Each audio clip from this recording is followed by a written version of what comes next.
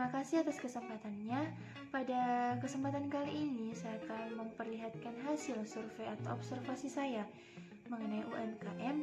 Namun sebelum masuk ke wawancaranya, saya akan sedikit menggambarkan apa itu UMKM.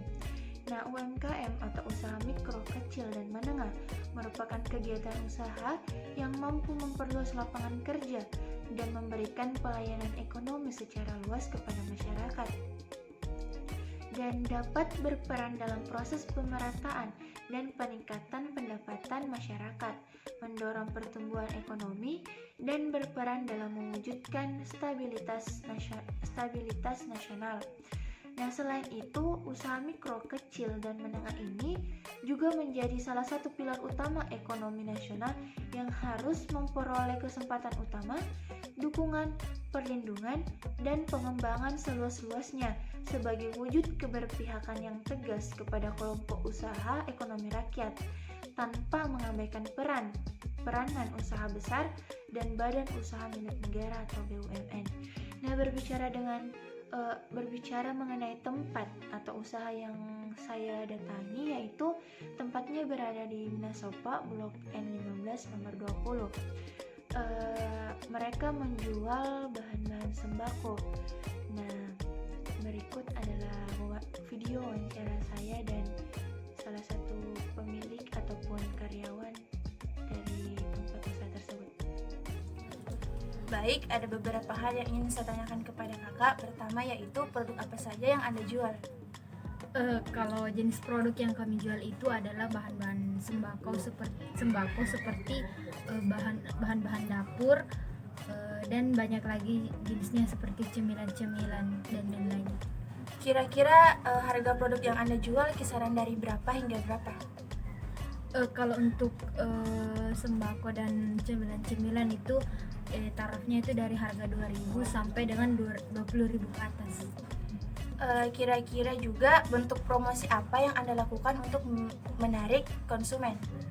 Kami menggunakan spanduk, kita pasang di depan toko supaya konsumen itu tertarik untuk mampir ke toko kami. Kemudian bentuk pendistribusian seperti apa yang Anda lakukan? Untuk saat ini kami belum melakukan pendistribusian seperti pengantaran atau lain sebagainya, tetapi kami hanya menunggu konsumen untuk datang ke toko kami. Toko ini berdiri sejak tahun berapa? Dari tahun 2017 sampai sekarang. Jumlah karyawan yang terlibat dalam operasional bisnis ini berapa orang? Usaha ini adalah usaha milik keluarga, jadi kalau estimasi karyawan kami tidak bisa menghitung, tapi secara khusus biasanya yang mengelola itu ada 3-2 orang. Pertanyaan yang agak pribadi, kira-kira omset perharinya berapa? Kalau untuk hari-hari normal biasanya itu 300.000, tetapi semenjak wabah virus corona ini menurun dari 200, 100 dan bahkan sampai tidak menentu. Berarti pandemi ini dapat menyebabkan penghasilan berkurang ya? Iya, karena konsumen biasanya membeli lewat toko-toko online, jadi toko-toko seperti kami ini cukup kurang didatangi konsumen semenjak pandemi ini. Siapa saja konsumen yang membeli produk-produk di sini? Biasanya itu warga komplek atau pengendara-pengendara jalan yang mampir. Toko ini buka dari jam berapa hingga jam berapa? Kami buka sekitar jam 7 atau setengah 8 pagi sampai dengan jam 12 atau bahkan di bawahnya kami sudah tutup. Pertanyaan terakhir saya, usaha ini yang pemiliknya siapa? Karena ini usaha milik keluarga dan secara terkhusus memang dikelola oleh keluarga sendiri, jadi untuk kepemilikan toko kami masih mengklaim itu milik keluarga. Baik, terima kasih atas waktunya. Sekian dari wawancara ini. Terima kasih kepada kakak. Lebih dan kurangnya mohon dimaafkan. Terima kasih. Itulah tadi hasil dari wawancara saya bersama salah satu keluarga pemilik usaha.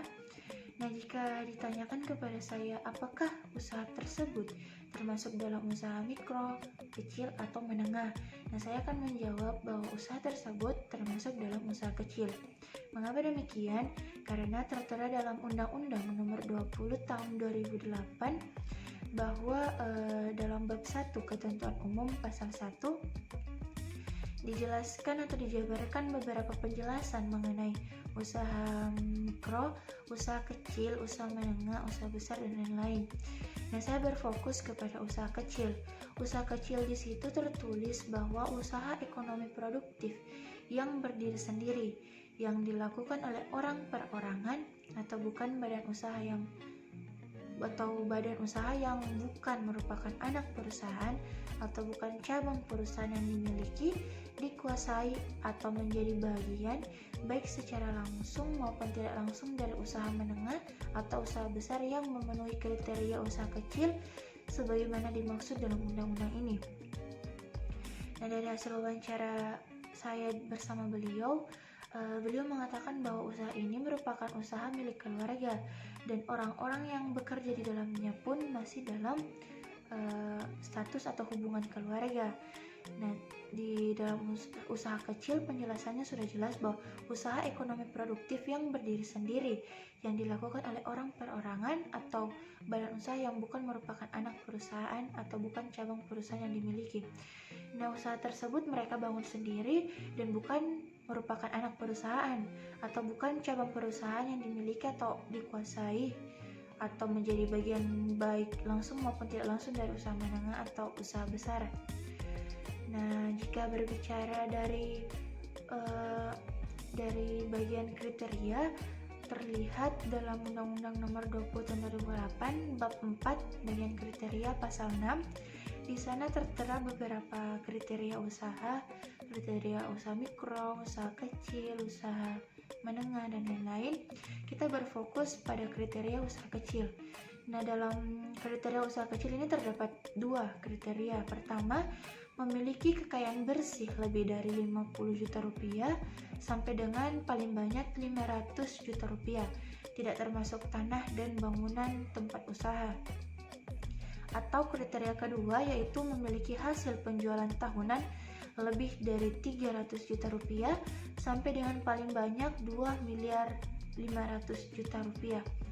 Nah, dalam hasil wawancara saya bersama beliau mengatakan bahwa omset per hari mereka yaitu 300.000 rupiah.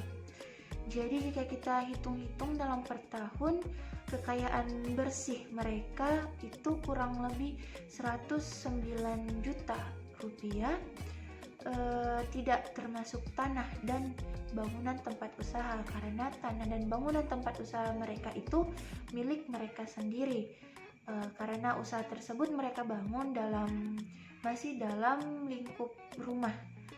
Nah, jadi terlihat jelas bahwa dari kekayaan bersih mereka yang 109 juta rupiah per tahun, tidak termasuk tanah dan bangunan tempat usaha, itu termasuk dalam kriteria usaha kecil bagian pertama. Nah, kurang lebih seperti itu penjelasan saya. Lebih dan kurangnya mohon dimaafkan. Wabillahi taufiq wal hidayah. Wassalamualaikum warahmatullahi wabarakatuh.